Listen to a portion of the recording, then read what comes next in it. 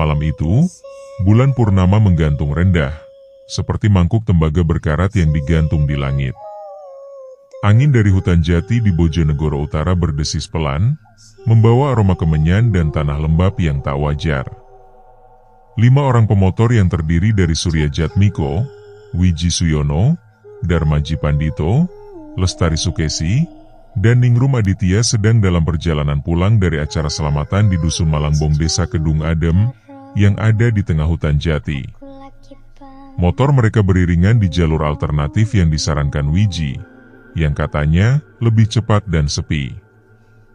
Namun, setelah melewati gapura batu tua berlumut dengan ukiran kalamakara yang rusak, jalanan mulai aneh. Aspal berubah menjadi tanah liat kering, berdebu, dan berkelok tajam. GPS Surya tiba-tiba blank. Layarnya hitam, lalu muncul tulisan, destinasi tidak ditemukan. Darmaji yang paling tua dan paling percaya pada ilmu titen, menghentikan motornya. Ini jalan tidak ada di peta lama punya bapakku. Dulu, di sini batas hutan larangan, katanya dengan suara gemetar. Tapi Lestari tertawa kecil. Ah, mbah-mbah zaman dulu suka ngarang. Tujuannya agar anak-anak takut masuk hutan. Ayo lanjut. Rumahku cuma 2 jam lagi. Motor kembali berderu. Dan di tikungan ke-7, yang tak terduga, tak tercatat, dan tak masuk akal, muncul gapura kayu jati berukir naga sakti dengan lampion kuning suram. Bergoyang walau saat itu tidak ada angin. Di bawahnya, ada kayu lapuk dengan tulisan, Desa Sabrang Alit, monggo mampir istirahat. Ketika Surya menyalakan senter ke arah jalan masuk, terlihat bayangan 5 orang dengan sosok persis mereka. Tidak hanya itu, motor dan pakaian yang dikenakan juga sama. Kelima bayangan itu berjalan perlahan masuk ke desa. Tapi tidak ada suara mesin. Hanya langkah kaki seperti tulang retak. Krek! Krek! Krek! Mereka saling pandang. Ningrum, yang paling sensitif, menarik lengan Darmaji. Kang, apakah 5 sosok tadi, itu bayangan kita, tapi mereka kok tanpa helm? Wiji mengepalkan tangan, mencoba rasional. Pasti pantulan cahaya, atau... Tapi sebelum kalimatnya usai, suara kentongan kayu berbunyi dari kejauhan. Tok! Tok! Tok! Lambat. Berirama. Seperti tanda ada tamu, atau ada yang mati. Dari balik kabut tipis, seorang perempuan tua berbaju jarit hitam dan kain kelir muncul di tengah jalan.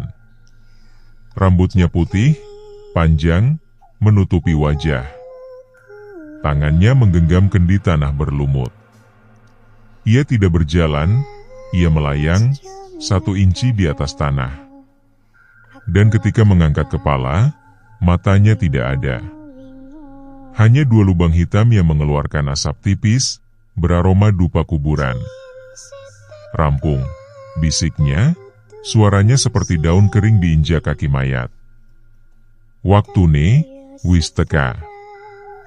Lalu, ia mengangkat kendi, dan menuangkan cairan hitam ke tanah. Di tempat itu, tanah merekah, dan dari dalamnya, muncul jejak kaki telanjang, basah oleh lumpur kuburan. Jejak itu, mengarah kepada mereka. Mereka tidak punya pilihan. Motor tidak bisa di-starter, aki mati, mesin dingin seperti sudah lama tidak dipakai. Semua ponsel tidak ada signal. Tak ada jalan keluar selain masuk ke desa itu, atau menginap di hutan yang mulai berbisik, dengan suara gending gamelan selendro yang tidak utuh. Desa Sabrang Alit sunyi, tapi hidup. Lampu minyak menyala di setiap beranda. Asap dari dapur-dapur mengepul, meski tidak terdengar suara orang. Rumah-rumah terbuat dari kayu jati tua, Atap ijuk, dengan ukiran kala di ambang pintu, semua menghadap ke arah dalam, bukan ke jalan. Seolah menolak dunia luar. Seorang pria muda bernama Mas Tarno menyambut mereka di pos ronda kayu yang berkarat. Senyumnya lebar, tapi tidak sampai ke mata. Selamat datang, para tamu langka. Silakan menginap di rumah nomor 7. Sudah lama kosong, tapi siap. Selalu siap menerima kedatangan sampeyan semua. Kenapa 7? Tanya Lestari, tiba-tiba waspada. Mas Tarno tertawa pelan. Karena 7 adalah angka penutup. Angka pulang. Rumah nomor 7 terletak di ujung gang, di bawah pohon asem Jawa raksasa yang rantingnya menyerupai jemari kaku. Pintunya terbuka, seolah menunggu kedatangan mereka. Di dalam, segalanya sempurna. Gebyok ukir, meja jati tua, kasur gedebok bersih, bahkan teko di atas kompor masih hangat. Tapi, tidak ada foto di dinding. Tidak ada debu. Dan di sudut ruang tamu, tergantung tirai kain putih yang bergerak pelan, meski tidak ada angin. Saat Ningrum membuka lemari pakaian di kamar, ia menemukan 5 setelan baju. 1 kaos putih berlumuran tanah. 1 kain jarik biru dengan noda coklat seperti darah kering. 1 belangkon hitam, retak di sisi kanan. 1 selendang merah, yang persis seperti yang dipakai Lestari tadi. Dan 1 kain kafan putih, dengan nama Surya disulam di ujungnya, dengan huruf Jawa Hanacaraka. Ningrum berteriak. Yang lain berlari. Tapi ketika mereka membuka lemari lagi, kosong. Pasti halusinasi, desis Wiji, tapi tangannya gemetar. Malam semakin dalam. Mereka memutuskan tidur berjemaah di ruang tamu. Darmaji membakar kemenyan, sambil berbisik japa mantra. Gadahi banyu, gadahi geni, aja nganti keliru dalan. Tapi pada tengah malam, terdengar suara ketokan di pintu. Tok! Tok! Tok! Surya membuka pintu dengan suara yang menyayat hati. Kriet! Saat pintu terbuka lebar, ternyata yang berdiri di depan pintu adalah sosok yang menyerupai dirinya. Sosok itu berdiri dengan tersenyum menakutkan. Sosok Surya di depan pintu rumah itu mengenakan baju kotor, muka pucat, mata berair, bibir pecah. Di lehernya, ada luka memar melingkar, seperti bekas jeratan tali. Ia tersenyum lemah, lalu berkata dengan suara serak. Aku sudah 3 hari di sini. Kamu jangan keluar. Waktumu belum saatnya. Lalu ia mengangkat tangan, jarinya menunjuk ke langit. Di sana, bulan tidak bulat. Bulannya terbelah 2. Dan di celahnya, terlihat mata merah yang berkedip pelan. Pagi seharusnya datang pukul 5. Tapi jarum arloji tangan Darmaji menunjuk pukul 5.17. Saat itu terlihat langit masih hitam pekat, hanya redup oleh cahaya kuning dari lampion desa yang tidak pernah mati. Burung tidak berkicau. Angin terasa berhenti. Bahkan jangkrik diam. Lestari pergi ke dapur, ingin merebus air. Tapi ketika ia membuka tutup kendi, bukan air yang keluar, melainkan rambut panjang hitam, basah, berbau anyir. Ia menjatuhkan kendi. Pecahan tanahnya tidak berserakan, melainkan merangkak, kembali menyatu, lalu menggelinding ke pojok ruangan, dan masuk ke lubang tikus. Kita harus pergi. Sekarang, desak Surya, suaranya parau. Tapi ketika mereka keluar, desa Sabrang Ali telah berubah. Jalan-jalan berkelok membentuk lingkaran sempurna. Rumah-rumah berpindah tempat. Rumah nomor 7 kini berada di tengah, dikelilingi 7 pohon jati yang batangnya berlubang seperti mulut. Dan di setiap lubang, terdengar bisikan nama mereka. Wiji, Wiji, ojo lungo. Kowe wis diundang. Lestari, tresnoku marang siro durung wusono. Ningrum, kowe weruh?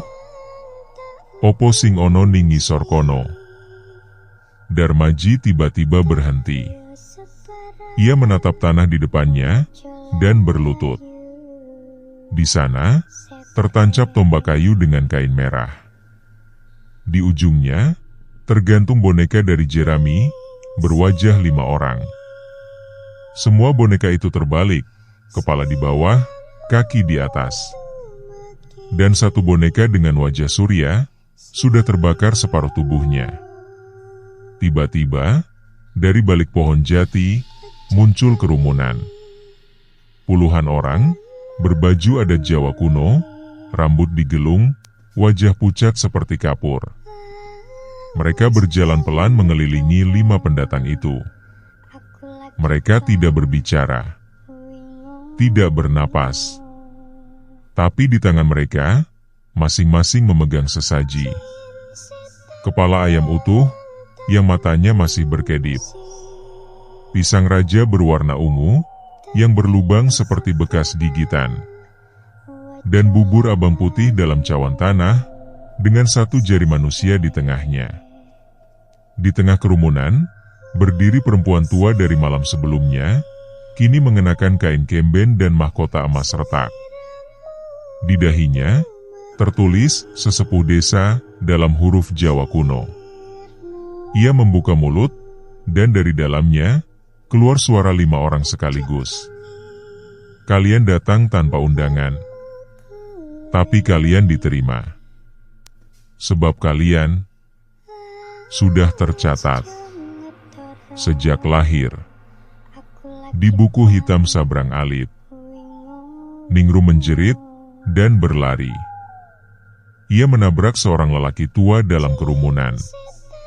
Tubuh lelaki itu runtuh seperti boneka kain, kepalanya terlepas, dan di dalam lehernya, bukan daging, melainkan tanah kuburan, berisi cacing dan akar hitam. Tapi yang membuat semua darah membeku. Di dahi lelaki itu, tertato nama Darmaji, dalam huruf Jawa, sama persis seperti yang tertulis di kain kafan tadi malam. Darmaji mundur selangkah. Matanya melebar. Ora, iki ora bener, aku durung wayahe. Dan sebelum ia selesai, tanah di bawah kakinya meleleh. Seperti lumpur hidup, tanah itu menarik Darmaji masuk. Perlahan, diam-diam, hanya tangannya yang masih terlihat sebelum tarikan terakhir. Sunyi. Hanya suara degup jantung yang tersisa. Kini tersisa 4 orang. Dan dari kejauhan, kentongan berbunyi lagi. Tok! Tok! Tok! Kali ini, lebih cepat ritme seakan ada bahaya datang. Lestari menemukan buku catatan tua di laci meja dapur rumah, tersembunyi di balik batu bata yang longgar.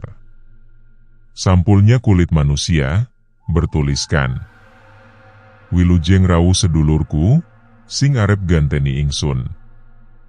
Di dalamnya, terdapat puluhan halaman berisi catatan harian, semua ditulis orang yang berbeda.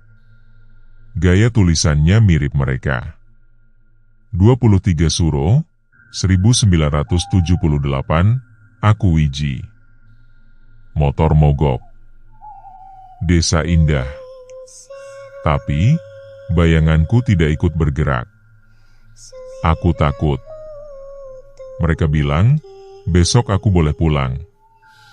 Tapi, apakah besok pernah datang di sini? 12 Ruah, 1991,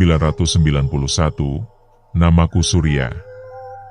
Aku sudah di sini 14 hari. Aku makan bubur abang. Aku minum air sumur. Dan malam ini, aku melihat diriku yang lain keluar dari sumur. Dia mengatakan, gantian sur. 3 Suro, 2010, Ing Sundarmaji. Aku tahu sekarang. Desa ini tidak menghilangkan orang. Desa ini menggantikan. Yang pulang, bukan asli. Yang asli, tetap di sini. Di bawah. Di akar jati. Lestari gemetar. Ia membuka halaman terakhir, dan menemukan namanya sendiri, ditulis dengan tinta yang belum kering. 8 Suro, 2025, aku Lestari. Aku tahu kau membaca ini. Jangan percaya Ningrum. Jangan percaya Wiji. Mereka sudah ada garis merah kehitaman. Aku tidak mau jadi yang baru. Tiba-tiba, pintu diketuk. Wiji masuk, tapi ada sesuatu yang salah. Senyumnya terlalu lebar. Matanya tidak berkedip. Dan ketika berbicara, suaranya berlapis 2. Sudah ketemu ya? Buku itu memang untukmu. Sebab, kaulah yang terpilih. Lestari berlari ke kamar, dan menemukan Ningrum sedang berbicara pada cermin. Tapi di cermin itu, tidak ada bayangan Ningrum. Hanya ruangan kosong. Dan di lantai, tertulis dengan bedak. Ningrum sudah diambil. Yang di sini adalah penggantinya. Ningrum berbalik. Senyumnya tenang.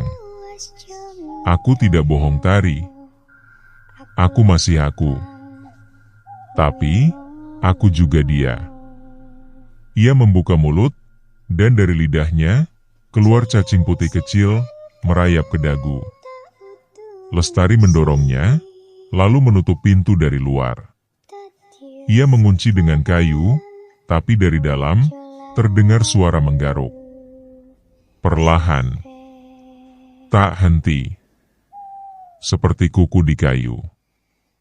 Seperti gigi di tulang. Lestari berlari ke halaman, dan menemukan sepeda motor mereka. Masih utuh. Bahkan kuncinya tergantung di kontak. Ia melompat ke atasnya, memutar kunci, dan mesin hidup dalam satu tarikan. Air matanya mengalir lega. Tapi, ketika ia melihat ke spion, di belakangnya, terpantul sosok Wiji dan Ningrum berdiri, bergandengan tangan. Dan di antara mereka, bayangan Darmaji, tersenyum, mengangguk pelan. Lestari menarik gas. Motor melaju kencang melewati gapura, keluar dari desa. Jalan lurus. Menembus hutan jati. Langit mulai menguning, akhirnya terlihat fajar menyingsing. Ia menangis lega. Lalu, melirik ke spion lagi. Di belakang, tidak ada desa. Hanya ladang kosong. Dan di tengah ladang itu, rumah nomor 7, utuh, dengan pintu terbuka lebar.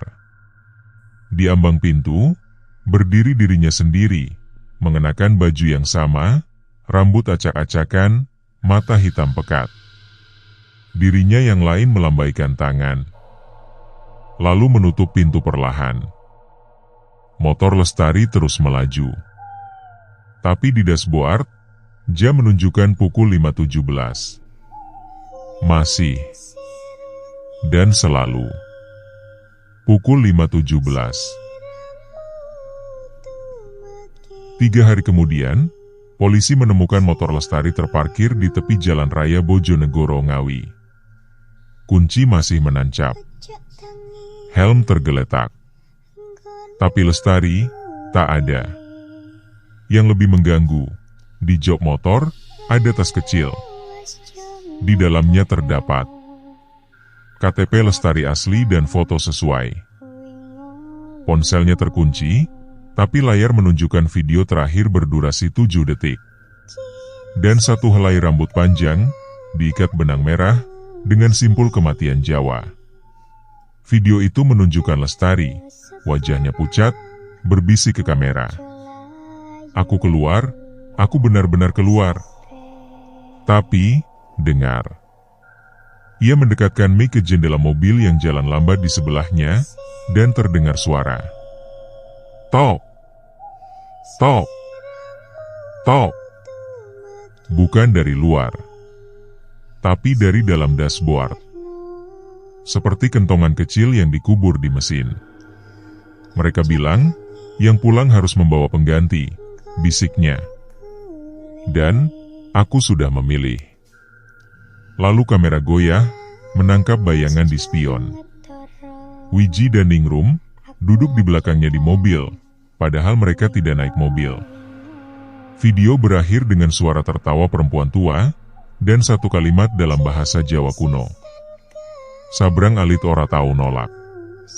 Sabrang alit mung ngenteni tekomu hihihi. Sementara itu, di desa Maling Mati, Surya pulang. Ia tiba dengan motor, baju kotor, tapi senyum tenang. Ia mengatakan, motorku mogok di hutan jati. Kami nyasar. Darmaji, Lestari, Ningrum, terpisah. Aku sendiri yang ketemu jalan keluar. Keluarganya bersyukur. Tapi Ibu Surya diam. Di malam pertama, ia melihat Surya berdiri di dapur, memandang sumur. Tanpa suara. Selama 1 jam. Di hari ketiga, ia menemukan kain putih di bawah bantal Surya, berlumuran tanah basah yang kering, dengan jejak tangan kecil di sudutnya. Dan di hari kelima, Ibu Surya terbangun tengah malam. Dapur menyala lampu. Surya duduk di meja, memakan bubur abang putih dari cawan tanah. Tanpa sendok. Ia menjilat langsung dari cawan, lidahnya hitam, bercabang seperti ular. Ketika merasa diawasi, ia menoleh. Senyumnya lebar. Matanya tidak berkedip. Ya, Bu, aku sudah pulang. Tapi suaranya berlapis 2. Esok harinya, Ibu Surya pergi ke kantor polisi. Ia menceritakan semua perilaku aneh Surya. Ia juga menyerahkan kain putih itu, dan meminta dilakukan cek DNA untuk mengungkap misteri perilaku aneh Surya. Hasilnya datang sepekan kemudian.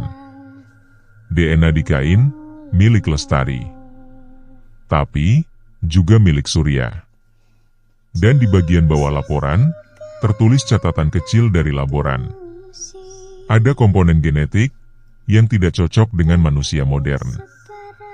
Mirip DNA dari fosil manusia wajak, tapi dengan mutasi aneh, 7 heliks, bukan 2. Ibu Surya pulang, tubuhnya gemetar.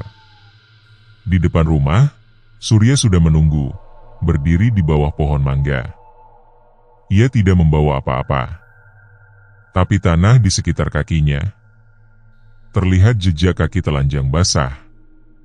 Mengarah ke sumur tua di belakang rumah.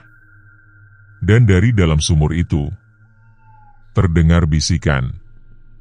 Wiji, Ningrum, Darmaji, Lestari, Surya wis mulih.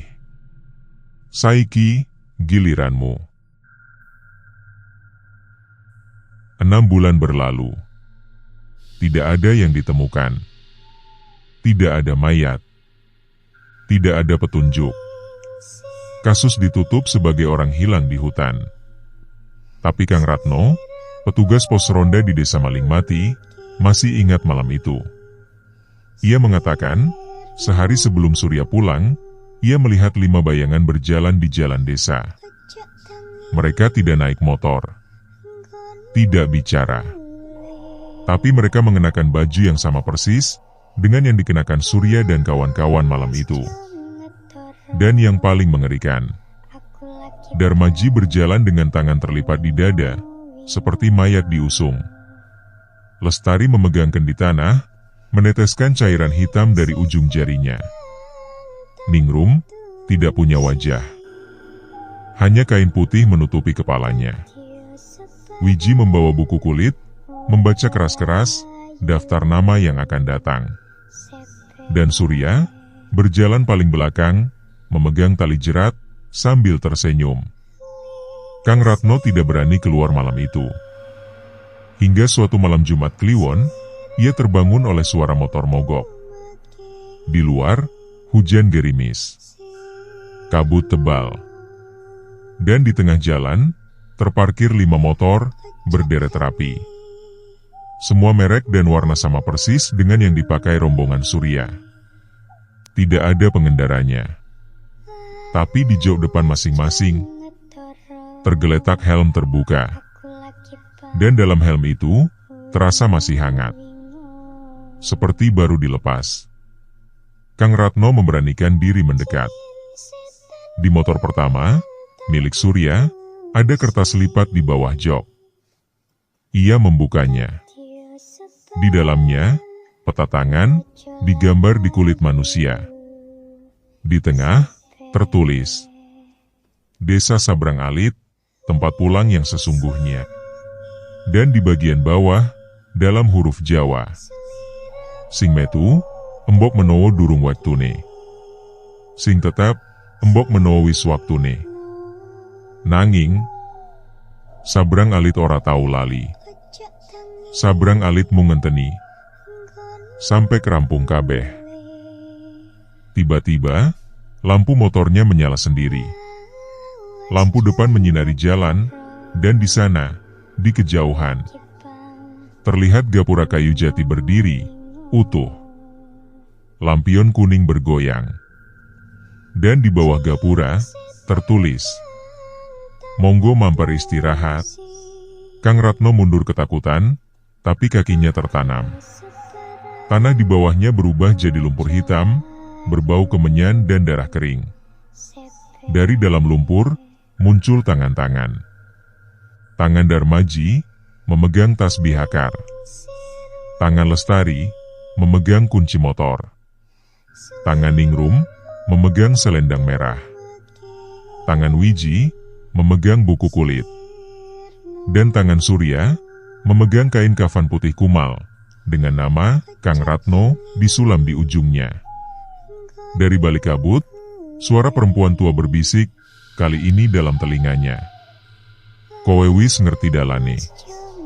Saiki aja milih muleh. Muleh iku mung ilusi. Sing bener, yo mrene. Nang kene iki panggonanmu. Nang kene omahmu. Nang kene iki Sabrang Alit. Lampu motor padam. Kabut menutupi segalanya. Dan keesokan pagi, ketika warga mencari Kang Ratno, mereka hanya menemukan 5 jejak motor di jalan berlumpur yang mengarah masuk ke hutan jati, lalu menghilang di tengah jalan, seperti jalan itu sendiri yang menelan mereka utuh. Di lokasi terakhir, hanya tertinggal 1. Lampion kuning. Bergoyang pelan, meski tidak ada angin. Dan jika kau lewat di sana malam Jumat Kliwon, kau akan mendengar tok, tok, tok. Lalu suara mesin motor yang tak pernah mati. Dan bisikan, aja metu. Awakmu, wis dihitung. Selesai. Kita sering mengira, pulang adalah akhir perjalanan. Tapi di Sabrang Alit, pulang adalah awal dari sesuatu yang jauh lebih lama. Mereka tidak menculik. Mereka tidak membunuh. Mereka hanya menggantikan. Perlahan. Sabar. Pasti. Seperti akar jati yang merambat diam-diam di bawah tanah. Mengikat kaki, menarik napas, lalu menyatu. Yang kembali ke keluargamu. Mungkin masih memanggilmu, Bu. Masih tahu nama kucingmu. Bahkan masih menyukai sambal terasi buatanmu. Tapi, pernahkah kau perhatikan? Ia tidak lagi berkedip saat kau tiba-tiba menoleh. Ia tidak pernah bercermin. Dan di malam Jumat Kliwon, ia selalu duduk di beranda, memandang ke selatan, ke arah hutan, menunggu giliran berikutnya. Karena Sabrang Alit tidak butuh korban. Ia butuh penerus. Dan setiap yang pernah melewati gapuranya sudah tercatat di buku hitam sejak napas pertamanya. Jadi, kalau suatu malam kau tersesat di jalan sunyi dan mendengar suara gamelan tanpa pemain dan melihat lampion kuning di kejauhan, jangan cari tahu. Jangan penasaran. Jangan berhenti. Tekan gas. Tatap lurus ke depan. Dan jangan pernah lihat ke spion. Karena yang di belakangmu mungkin bukan jalan yang kau lalui, tapi jalan yang sedang menunggumu kembali. Kalau kau masih di sini, berarti kau salah satu dari sedikit penonton yang benar-benar berani mendengar. Dan itu berarti kamu layak tahu yang sebenarnya. Tekan like, bukan cuma karena kau takut, tapi karena kau menghargai kisah yang nyaris dilupakan. Sebab setiap like yang Anda berikan adalah lilin kecil yang menunda kegelapan datang lebih cepat. Berikan subscribe dan nyalakan lonceng, sehingga Anda menjadi beberapa orang yang mengetahui saat kami mengupload sebuah cerita horor baru yang mencekam dan menebarkan ketakutan. Tulis di kolom komentar. Aku tidak akan berhenti di jalan yang salah. Sebagai janji pada dirimu sendiri. Kami selalu membaca setiap komentar yang Anda berikan. Dan percayalah, mereka juga ikut membaca komentarmu. Bagikan video ini pada teman yang suka nyasar di jalan alternatif. Pada sahabat yang sering pulang malam lewat hutan. Pada kenalan yang bilang, "Ah, itu cuma mitos." Karena waspada bukan tanda takut. Waspada adalah bentuk hormat pada yang tak terlihat. Dan ingat, tidak semua jalan mengantarmu pulang. Ada jalan yang membawamu pulang ke tempat yang bukan milikmu. Terima kasih telah menemani sampai akhir jalan ini. Semoga kita semua tidak perlu bertemu di Sabrang Alit. Jangan lupa, hidupkan lampu sebelum tidur malam ini. Sebab bukan sebuah kemuskilan nenek sesepuh Sabrang Alit mengunjungimu dan mengelus bagian-bagian tubuhmu dengan tangannya yang sedingin es batu.